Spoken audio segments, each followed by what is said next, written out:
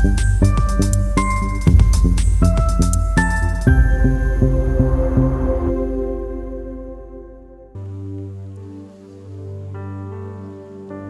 dink twee vrae vanoggend. As jy daai sing, hoekom? Sê vir die Here, sê ek kan bid die Heer. Wie is hy vir jou vanoggend, dat jy dit vir hom kan sê?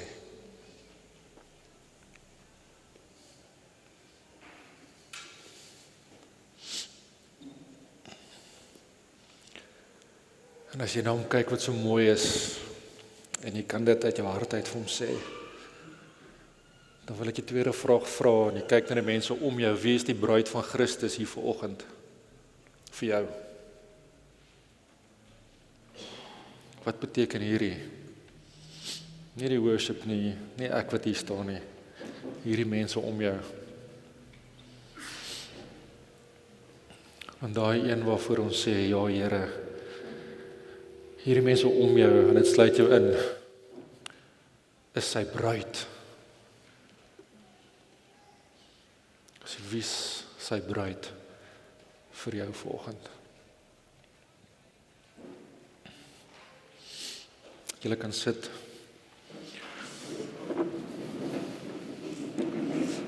Maar ek dink dit is belangrik dat ons altyd daai twee perspektiewe sal hê.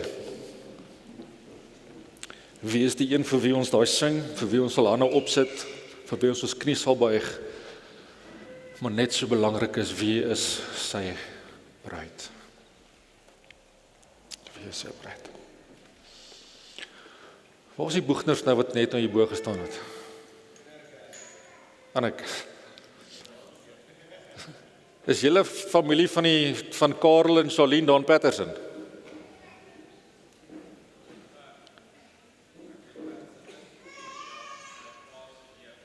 Jou pa se neef? Karel is jou pa se neef?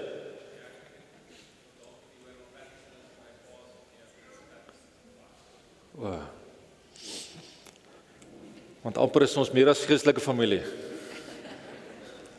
Die Boegners daar in Patterson is my ma se niggie. So iewers. Ja, dis ook my vra. Okay. Goeiemôre.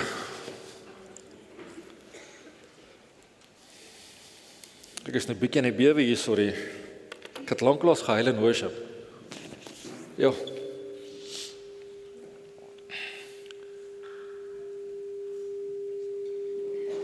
Dis hoe my brein klink hierdie week.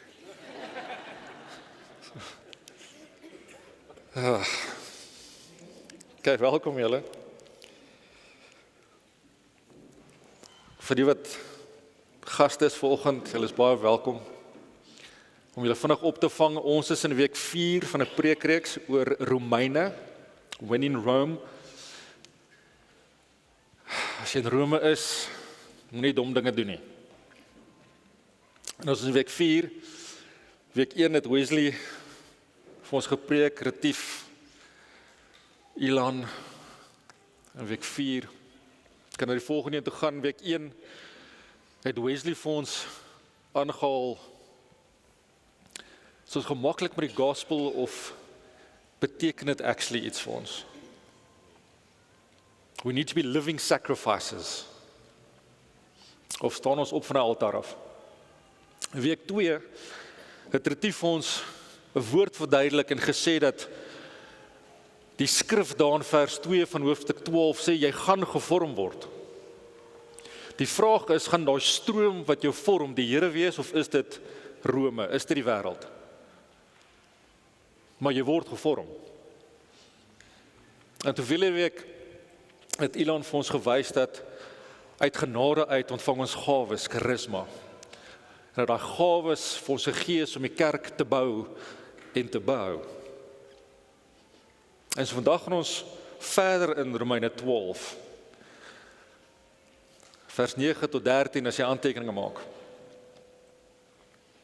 En wanneer ons kyk na hierdie stuk, dan is daar twee kontekste wat ons in gedagte moet hou. Aan die een kant is daar Rome. En Rome het 'n kultuur. And that culture is me, it's I, it's pride, it's the lusts of life. It is a plethora of deities that they bow to. Dis Diana wat as jy haar wil aanbid, dan gaan jy na die tempel toe, dan het jy seks met 'n prostituut. Sodat jy kan kinders hê by jou vrou. Want sy is fertility. Maar als gonder my en als gonder wat ek kan wees, en ek moet net beter wees as die ou langs my, want als gonder my, en hoe ek my lekker kan uitleef. Maar in hierdie konteks is daar 'n kerk. En die kerk is nie geplant deur Paulus nie, hy skryf vir 'n kerk 'n brief wat hy nie geplant het nie. Want toe Petrus spreek, met die uitstorting van die Gees, sê die woord vir ons, daar was Jode van Rome, wat hom aangehoor het, en hulle vat die evangelie terug Rome toe, en tussen die 40.000 Jode in Rome, word daar 'n kerk geplant. En 'n paar jaar later, kom die keiser, die Caesar, en hy sê, ek is nou moeg vir die Jode, want hulle baklei heeltyd, en ons onluste, so die Jode moet gaan. En hy gooi al 40.000 Jode uit Rome uit. Maar intussen is daar 'n paar heidene tussen die Jode. Die nie-Jode is deel van die kerk geraak, en hulle kan bly. 4 jaar later sterf keiser Claudius. En die volgende keiser sê, bring asseblief die Jode terug, want dit is goed vir die ekonomie, en die Jode kom terug, maar nou kan jy dink, die kerk is nie meer Joods nie. En die Jode kom terug en hulle sê, maar wow boys, jy kan nie bacon eet nie. En hoekom is julle nie besny nie? En nou is daar konflik. En Paulus skryf hierdie brief in die konteks van 'n wêreldse Rome, maar ook adresseer hy hierdie issue in hierdie kerk. En as jy die brief gaan lees, is fantasties, hoe hy eers met die Jode praat, en dan met die nie-Jode, en dan weer met die Jode, en die nie-Jode, en hoe hy hierdie brief aan mekaar vleg, en wil verduidelik hoe die wet van elkeen op toepassing is, hoe die genade van elkeen op toepassing is, en hoe die Here ons aanhou groei in sanctification, maak nie saak, of jy Jood of nie Jood is nie. En vir 11 hoofstukke, geef ons teologie. Hier is wat Jesus kom doen het, hier is hoe dit lyk, hier is wat dit kom doen in jou. En dan vanaf hoofstuk 12 af, dan sê nou dat jy dit weet, hoe sou jy leef? En so ons is in hoofstuk 12, ons wil kyk hoe ons leef, as gevolg van hoofstuk 1 tot hoofstuk 11. Dit is interessant, ek dra nou hierdie ding vir 2 jaar. En as jy ooit 'n embleem wil hê van oud word, dan is dit seker die ding. Maar ek besef, soos wat ek hierdie skrif lees, en meer tyd gee in my lewe om dieper te gaan in die skrif, dat ek wens ek het so tipe ding gehad in my jonger dae, wanneer ek na die Bybel gekyk het. Want wanneer ek lees, dan sien ek iets. Ons lees ons Bybel, ons lees hierdie boek, hierdie ongelooflike klein biblioteek. Want dis maar eintlik wat hy is, né? 66 boeke. Met 'n westerse bril. En dan sien ons ten dele. Wat bedoel ek? Ons is westers in ons denkwyse, ons dink hier. Nie soos Rome, ek wil als my wêreld bou nie, maar wanneer ons die Bybel lees, dan dink ek, praat met my. En dit gaan net oor my. En ek moet doen. Maar wanneer ons eintlik gaan kyk na wat die Bybel sê, is dit meer as dit. Byvoorbeeld die bergrede, ons lees die bergrede, en dan sê Jesus, you should, julle moet, en dan sien ons onsself, hy praat met my, ek is deel van die julle, so ek moet al hierdie gaan wees en doen, maar wat die Here daar sê is, julle almal, you all. Dit is nie vir ons geskryf as individu nie, dit is vir ons geskryf as 'n gemeenskap. Hy sê vir die mense daar, Jesus, gaan bou hierdie tipe gemeenskap, gaan wees hierdie tipe gemeenskap. En dit is dan wat ons sien deur die res van die skrywers in die Nuwe Testament. Ja, ons moet verander, ons moet meer soos Jesus wees, maar ons is gesê om gemeenskappe te bou wat lyk soos Jesus. En daarom wie is hierdie En wat beteken hierdie mense om jou vandag vir jou? Ons dienste kan nie net wees, ons kom kerk toe, en ons lig hande, en ons sing, en ons loop nie.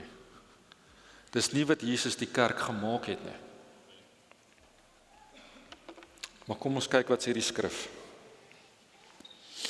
Ek lees in Engels uit die ESV uit, die Afrikaans is ook op die bord. Vanaf vers 9 hoofstuk 12. Let love be genuine. Abhor what is evil, hold fast to what is good. Love one another with brotherly affection, outdo one another in showing honor. Do not be slothful in zeal, be fervent in the spirit, serve the Lord, rejoice in hope, be patient in tribulation, be constant in prayer. Contribute to the needs of the saints and seek to show hospitality. Daar's 4 verse, daar's 13 opdragte in daai 4 verse. As jy dink Christendom sê harde werk iets om, hier's 13 goed wat jy moet gaan doen. Maar as ek dit lees, en ek sien hierdie goed, en is mooi, goed, dan dink ek, yes, maar dit kan 'n amazing kerk wees. Dis 'n kerk waarvan ek wil deel wees. Dis die tipe verhoudings wat ek wil hê. Dis die tipe persoon wat ek wil wees in so 'n gemeenskap. Maar hoekom sukkel ons so met dit? Hoekom sukkel ons om deel te wees? Hoekom sukkel ons om onsself toe te laat om in te tree? Hoekom sukkel ons om oop te maak vir die ander mense wat hier is? Hoekom sukkel ons partykeer om self deel te wees, maar anders om mense deel te laat maak of deel te laat voel?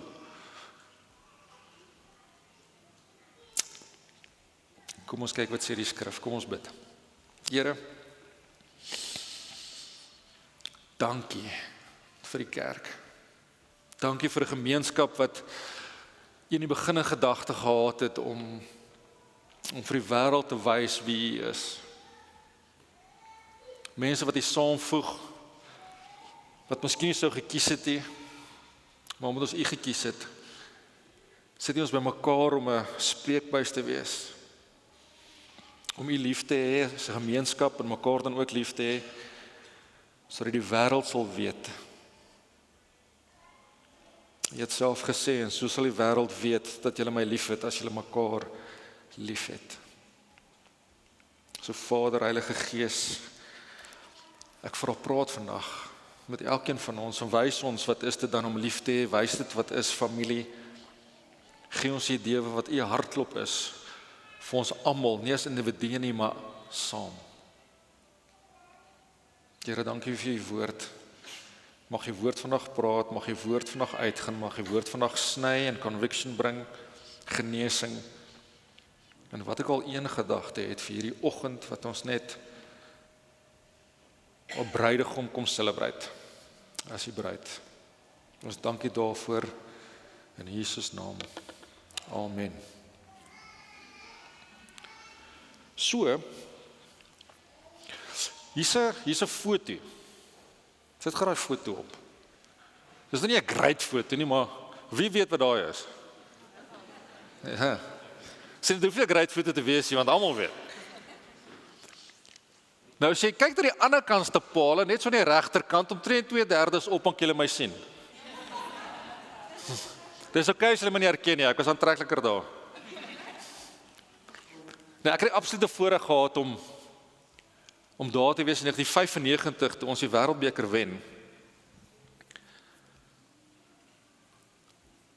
En ek het gegaan vir die rugby, maar wie sou weet, dit is nie die eerste ding wat ek ervaar het daai dag nie.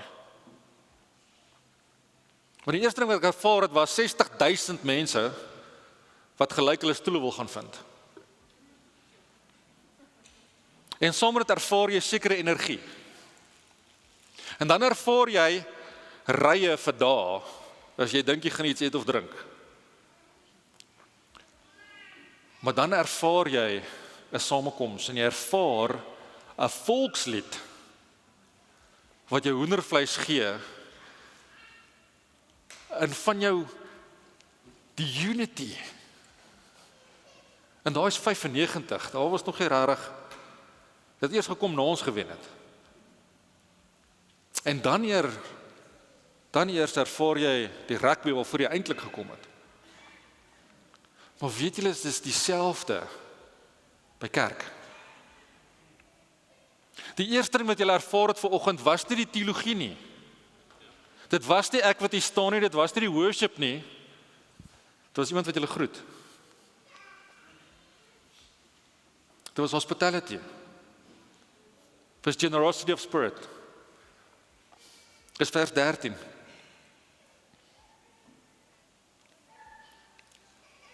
En dis daai tasbare iets wat eintlik 'n groter indruk maak op ons. Want is daai wat jou laat voel jy's welkom. Daai wat jou laat voel jy word gesien. Daai laat jou gevoel jy beteken iets. Daai laat jou gevoel jy's nie alleen nie. Al sit jy alleen soos JP, kan iemand net by JP gaan sit asseblief?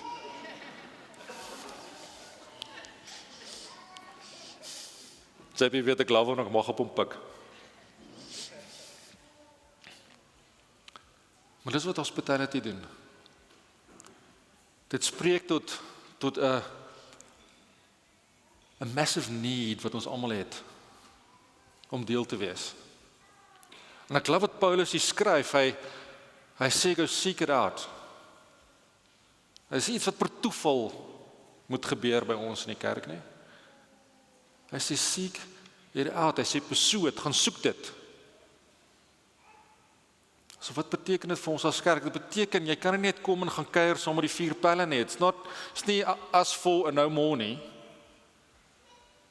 Dis ons moet kyk wie sal leen. Ons moet kyk wie se visitor. Ons moet kyk wie het nodig dat iemand vandag miskien net by hom kom staan en check, is jy okay? Dis kerk. Dis wat dit moet wees. Hy sê gaan soek dit.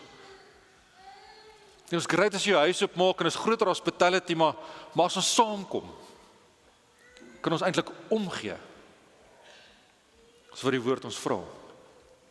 Julle gaan sien, is interessant vandag, ek begin in vers 13 en ek werk om agter toe. Maar ons sukkel om te doen, in ons menswees, mis ons partykeer om we battle to connect the dots. Maar dan sê in vers 12, rejoice in hope, be patient in tribulation, be constant in prayer. Hier raak hy iewers skielik reël oor die wêreld. Soos ek sukkel om hospitality toe te pas, dan sê hy, maar hier is die antwoord. Hoop, deursetting in moeilike tye in gebed.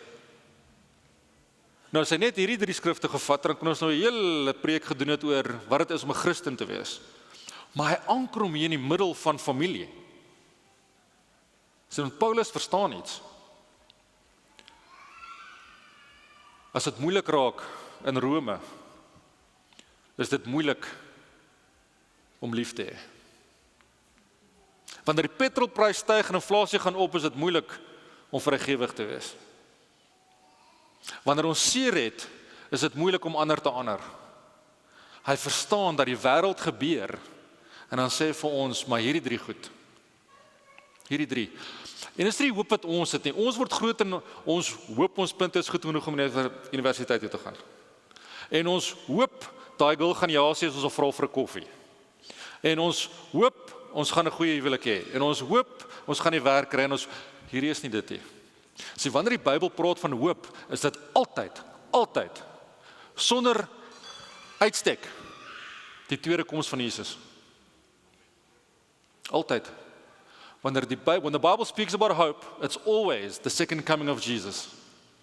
Because our hope is not connected to anything in this world.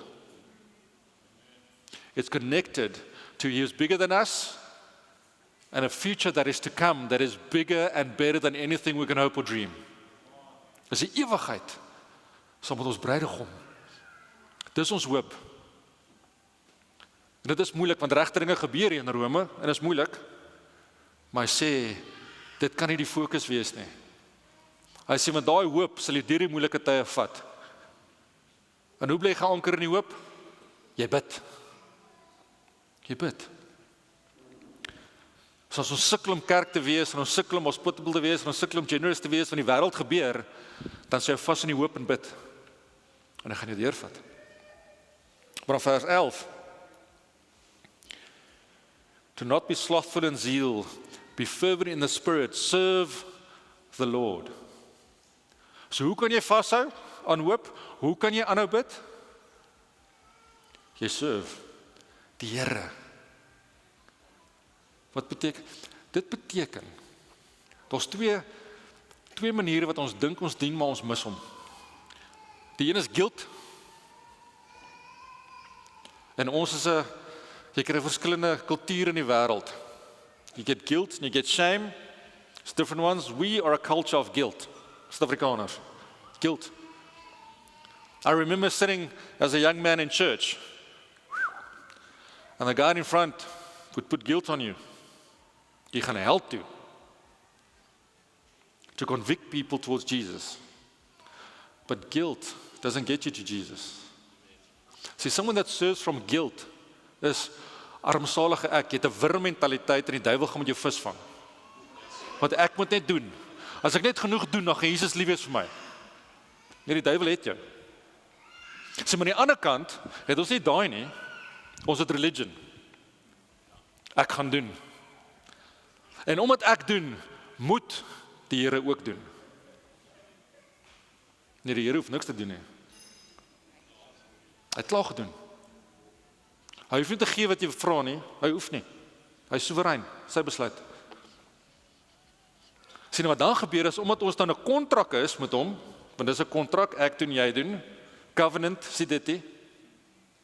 So kom ook net jy huwelik kan klim nie, dis 'n kontrak nie. Dan bid ons, want ons doen nou al hierdie goed reg, en dan kry ons vir ons bid nie. En dan begin ons twyfel, ons raak kwaad. Maar ek het mos gedoen. Ons kan nie die Here so nader nie, want sodra ons dit doen, soos Ilan vir ons gesê het, is ons op die troon. Dis nie Jesus nie. Dis ons en ons werke is op die troon. En ons kan nie vir ons gee wat ons vra nie. En dan mis ons dit. Maar wanneer ons Jesus op sy plek sit, en ons begin hom sien vir wie hy is, en dit maak nie saak waar ons bly, wat ons ry en wat ons kry nie, dit gaan oor hom, dan raak dit maklik om te hoop op wat kom. Want wat nou is minder belangrik. Dan raak dit maklik om te bid, want ons bid na die een wat saak maak, die een wat op die troon sit. En ons perspektief is reg.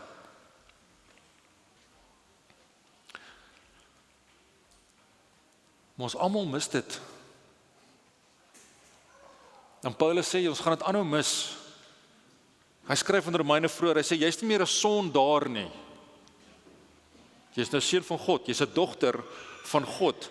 Maar omdat jy nog, hy noem dit hierdie tydelike tent het, kan jy nog sondig. Maar jy is nie meer 'n sondaar, jy is nie meer jou identiteit nie. En so partykeer in sonde mis ons hierdie, wat hy vir ons sê, hierdie opdragte wat ons moet uitleef. Want ons probeer dit eintlik in ons eie krag. En dis ons probleem. Ons is in staat tot niks sonder die gees van die Here nie.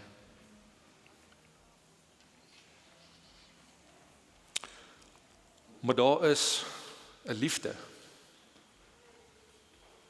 Punt nommer 2, daar is 'n liefde wat die Here ons na toe roep. Daar is 'n liefde.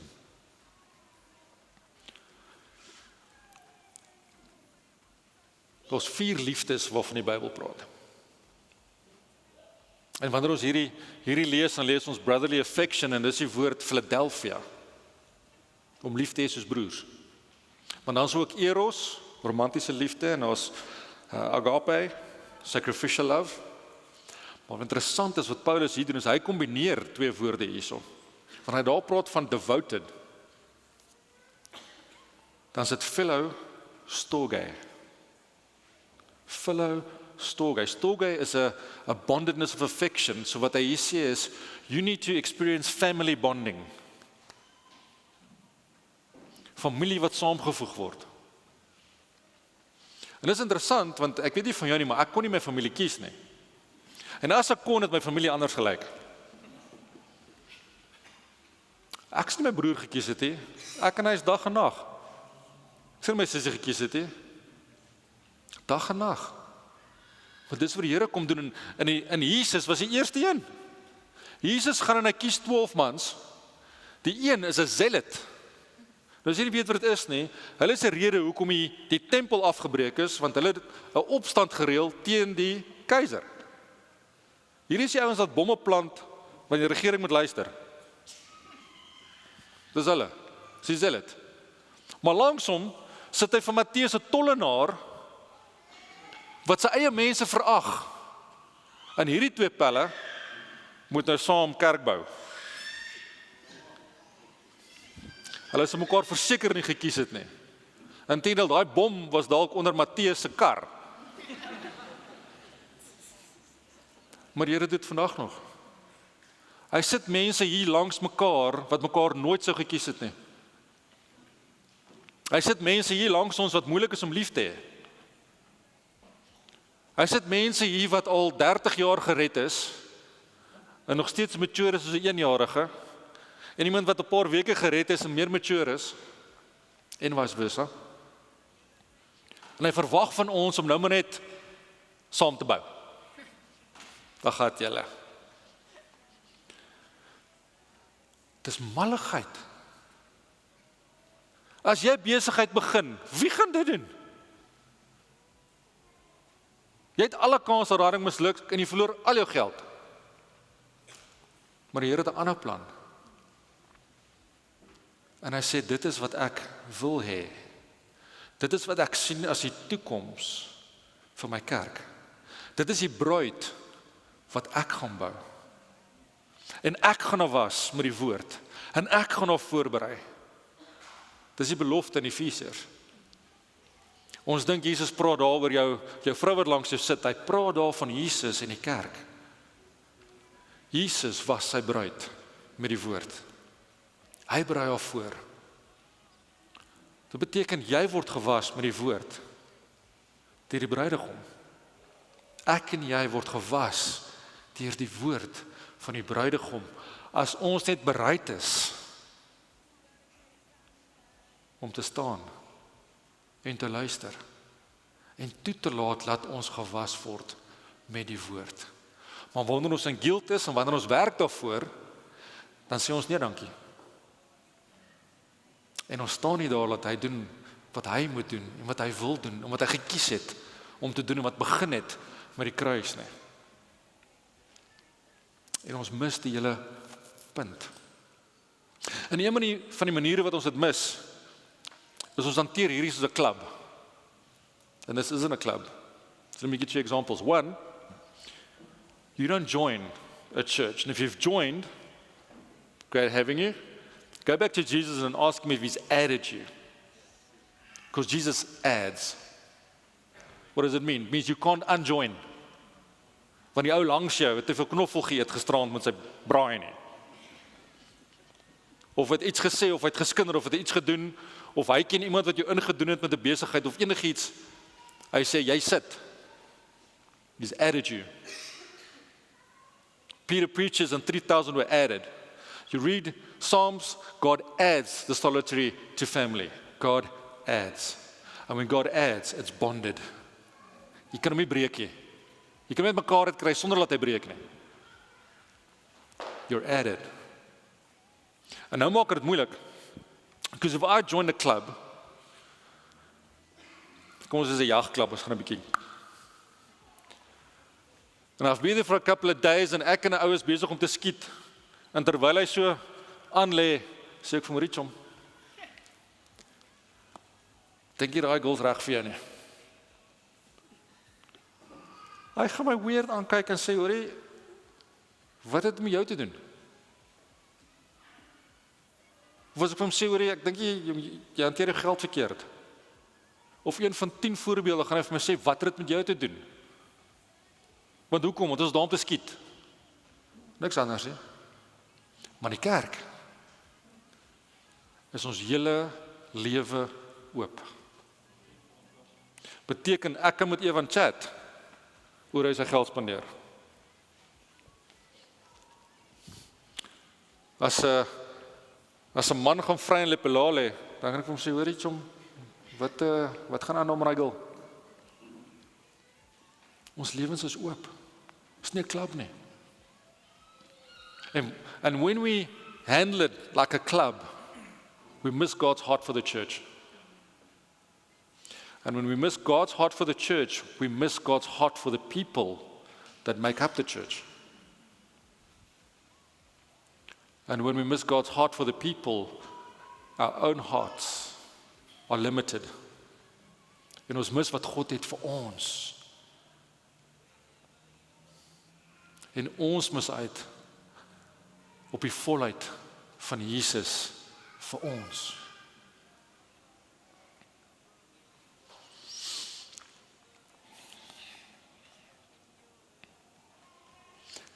En die enigste manier om daar uit te kom, kry ons in vers 1. We need God's mercy. En in week 1 het Wesley vir ons 'n slide gegee wat sê daar is al die mercies, hier's wat ons skryf van hoofstuk 1 tot hoofstuk 11. Kan nou maar opsit volgende. En hy sê in light of God's mercies moet julle nou hier gaan doen. Om te kyk na al hierdie wat vir my gedoen is, en daar's nog meer as dit. Wees nou al hierdie. Doen al hierdie. Maar die vraag is dan, beteken die gospel eintlik nog vir ons iets, of is dit nou net 'n tick the box? Ek kom kerk toe, tick the box. As hulle my vra om 'n training te doen, tick the box. As hulle my vra om iets te doen wat ek nie regtig wil doen nie, nou hou ek verby. Wie wil nou in 'n connectgroep wees? Hoef jy dit te doen nie? Discover Spiritual Family. Nee, was genoeg dat ek net kerk toe kom. Sien, hier is die probleem. If God has added you to family, it means He's added you to leadership. He's added you under a leadership. And He's put that leadership in place. Which means He's asking you to submit to that leadership. Which means you look at the mercies of God and you respond by saying yes.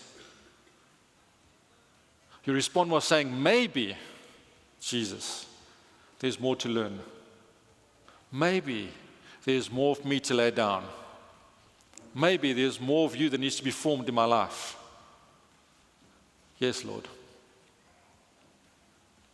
Yes, Lord. En ons gaan aan. Want as hy vir ons sê, let love be genuine, dan beteken dit, love kan fake wees. Beteken ons kan hier kom sit met 'n maskertjie op. Want ons vergeet die mercies. Ek onthou daai selfe kerk as 'n jong man. Hy sou terug kerk by 'n pel.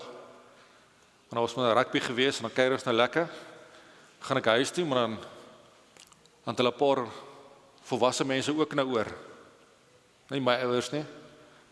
Maar ons nou ons wat kuier. En dan vat hulle bietjie.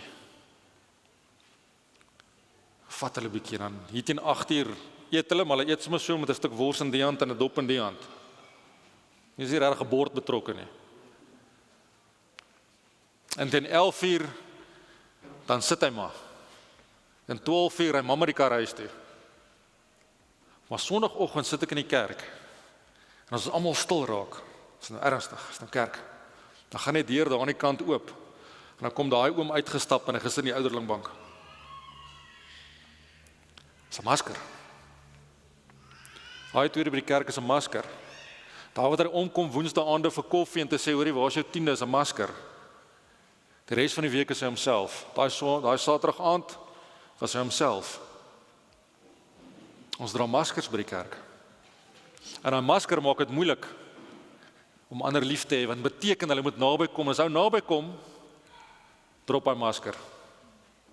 Ek kan 'n masker hier dra, maar as jy my vrou vra, gaan sy vinnig vir jou sê wat is 'n masker en wat is nie.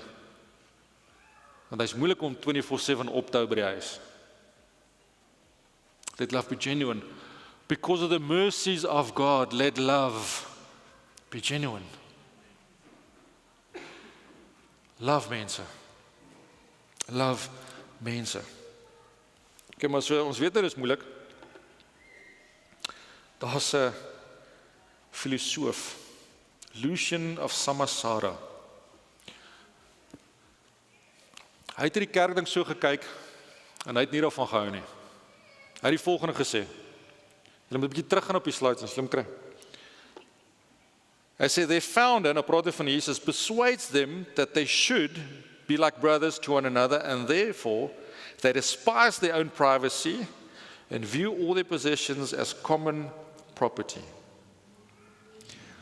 Sien, ons mis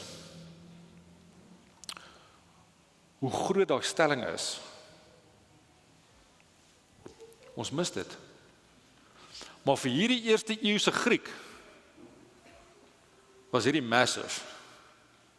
Van 'n totally cultural, is die teenoorgestelde van die kultuur waarin hulle geleef het. Their cultural moment was not this.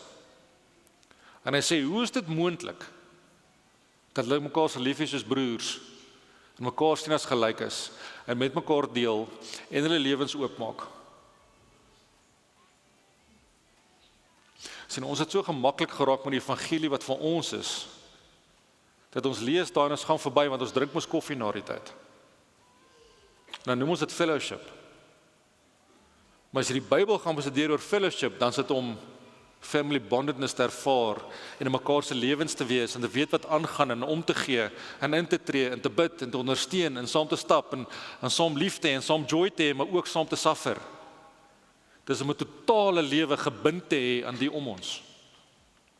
En Lucian van Samosata het dit verstaan en het dit gehaat. Maak nie sin nie. Maar dis wat Jesus van ons verwag. Dit maak dalk ook nie vir jou sin volgend nie. Maar dis wat Jesus van ons verwag. En sy gees is daar om dit in jou te bou as jy net sal oopmaak en sê, okay, Here, U is op die troon, so, okay. Vorm dan in my wat dit moet wees. Ons mis dit. Wat great is. Ons kyk na Jesus. Why does genuine love exist? Because Christ loved genuinely. Why does hospitality exist? Because Christ welcomed us. Why does honor exist? Because Christ honored the undeserving in His ek en jy. Why does generosity exist? Because Christ gave Himself. Why does perseverance exist? Because Christ endured the cross. Why does prayer exist? Because Christ continually depended on the Father. Alles wat Christus hier van ons verwag, het hy self gedoen. En wanneer hy dit van ons verwag, dan sê hy, ek sal julle bekragtig om hierdie ook te kan uitleef. Dis iets wat ons onsself moet gaan genereer nie. Dis klaar in jou geplaas, in jou heiligmaking in Jesus. Jy het dit. Jy moet net uitleef. Maar dit raak moeilik. Morkel, julle kan opkom. So ek gesê, dit raak moeilik van die wêreld terugpush, wanneer dinge taaf is, wanneer dinge nie ons kant toe kom nie. Wanneer jy moet kyk na wat in jou bank inkom en jy kan nie sien hoe jy jou kind gaan kos gee en alles bykom nie. Dit raak taaf. En dit raak moeilik wanneer ons seer het. Het raak moeilik wanneer iemand ons te nagekom het. Het raak moeilik wanneer ons gegrief is.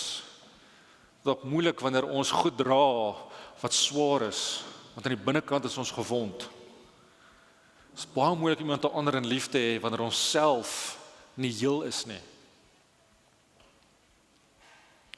Maar wanneer ons nie daarmee deel nie, dan sink daai diep. En dit raak deel van ons identiteit. En daai offense en bitternis en nagelaatheid gaan sit in jou siel. En dan dink jy, wanneer jy daar praat en iemand sê vir jou, Jesus, ek is jammer, Jesus, is jy okay, dan voel dit vir jou soos liefde. Maar jy moet vandag hoor, dit is nie liefde nie. Daai wat iemand jou op die ruggie krap en sê, Jesus, ek is jammer, is nie liefde nie. Want liefde is nie net soetsappig nie, liefde kom met waarheid. As jy my nie glo nie, gaan lees die rooi woorde in die evangelies.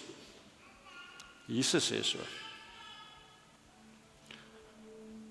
So liefde is iemand wat vir jou sê, ek hoor jou, maar kom ek vertel jou, van 'n man.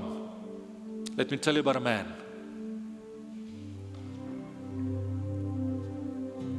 Wat aan 'n kruis gehang het, nadat sy rug oopgeskeer het met 'n karwats. Dat hy sy longe kon sien van agteraf. Nadat hom geslaan het en sy baard uitgeruk het, dat hy nie herkenbaar was as 'n man nie. Nadat hom gespot het. Verneder het. Aan 'n kruis gehang het en gesê, Vader, vergewe hulle. Jesus het vir ons die voorbeeld gegee om nie vas te hou aan daai goed nie, maar om te laat gaan. Want onder dit gaan ons sukkel om lief te hê. As 'n jong man, ek het laas 'n bietjie gedeel, as 'n jong man word ek groot in 'n huis waar my pa nie regtig teenwoordig is nie.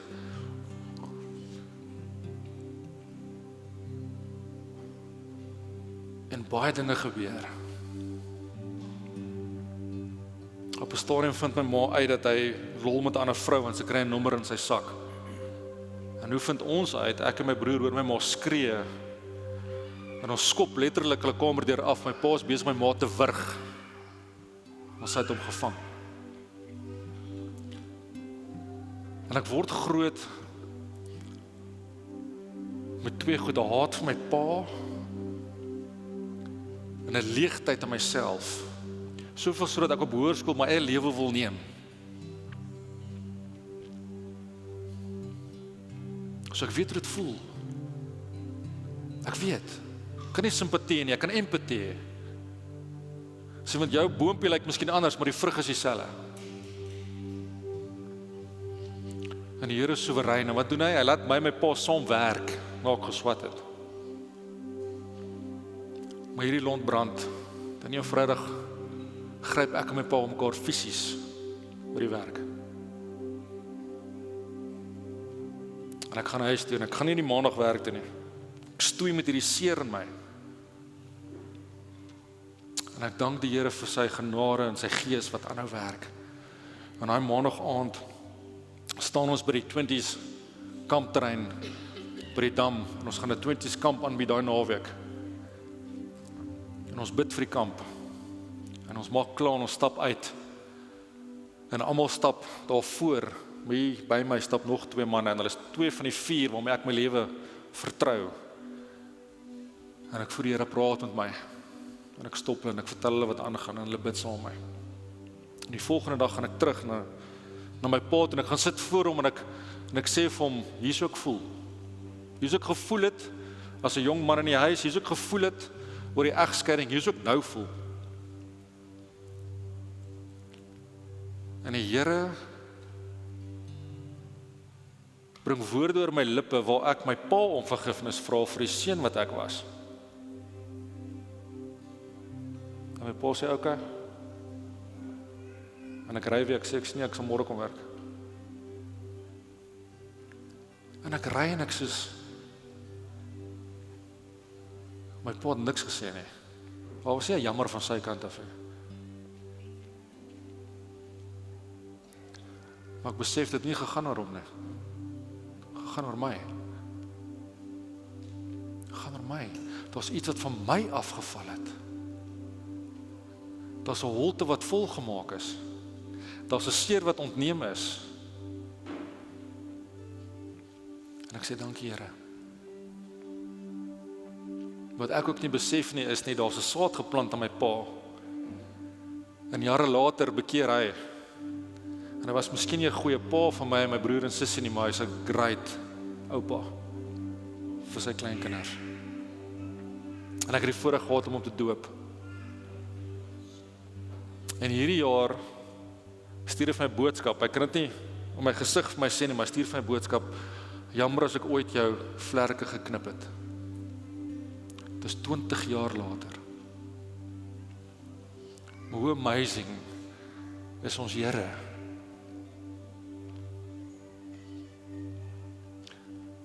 So hier is die 2 goed vanoggend. Miskien sit jy hier en jy dink, yes, ek is nie so hospitable nie, ek is nie so generous nie. Ek het my oog van die hoop afgehaal, ek sukkel deur moeilike tye en my gebedslewe het opgedroog. En dan dink jy, yes, okay, so ek moet nou daai weer in die gang kry. Nee, jy moet nie. Dan tik jy net weer 'n boksie. Is nie dit nie. Dan dink jy, okay, dan moet ek Here terug op die troon en ek moet in ziel, serve hom met ziel. I serve, daar by die tafel. Gaan doen dit asseblief. Baas Christine, ja. Maar dit is net 'n boksie. Dis nie die punt nie. Die punt is, het jy Jesus lief? Want as een van daai boksies nie getik het nie, dan beteken dit daar's iewers 'n disconnect met jou lief. Of lief vir Jesus, of lief vir sy kerk. Iewers is daar 'n disconnect. So dis wat ek vir jou wil gee vanoggend is, kan jy by die Here sit met wat ook al een van daai is, waar jy dit mis, en net vir hom sê, Here, ek mis dit daar, maar help my hier, met liefde. Miskien is dit jy. Maar ek weet, en ons weet, want ons het in die ingebid, daar's mense wat vanoggend hier sit, en jy sit met daai seer, en jy sit met daai offense, daai bitterheid, wat diep ingegaan het, en is deel van wie jy is.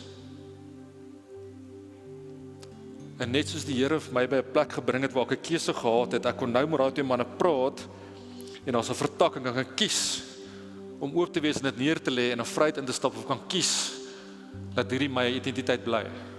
Het jy vanoggend 'n keuse, jy hoor vanoggend waarheid en liefde. En dis nie ek nie, dis die Here. Wat wil sê, los dit, gee dit terug, gee dit vir my. Ek het op 'n kruis gehang spesifiek vir hierdie goed. So hier is die challenge. Morkel gaan speel, en Vrydag gaan speel.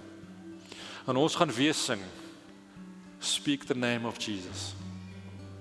So ek gee volgende uit op jou hand op besteed of uit te stap, en ons gaan nie wees om te bid as jy na die tyd wil kom, en jy wil met iemand praat, kom. Maar wanneer ons die liedjie sing, wil ek jy met die Here praat, en sê, hier is die persoon, hier is die seer, hier is die ding waarna ek vashou, wat so deel is van my, hier is die ou met wie ek fight, hier is wat ook al die geval is, gee hom vir Jesus, spreek Jesus in daai in, en laat hom gaan. En as jy een van die eerstes is, en jy het klaar gebid, dan wil ek vra, sing daai lied, en proklameer Jesus, oor daai mense, wat vanoggend moet laat gaan. Kan jy nou, Philia Stolgay toepas, en bonded wees, met die wat om jou sit, en intree, vir die wat jou geloof vanoggend nodig het. Kom ons sing.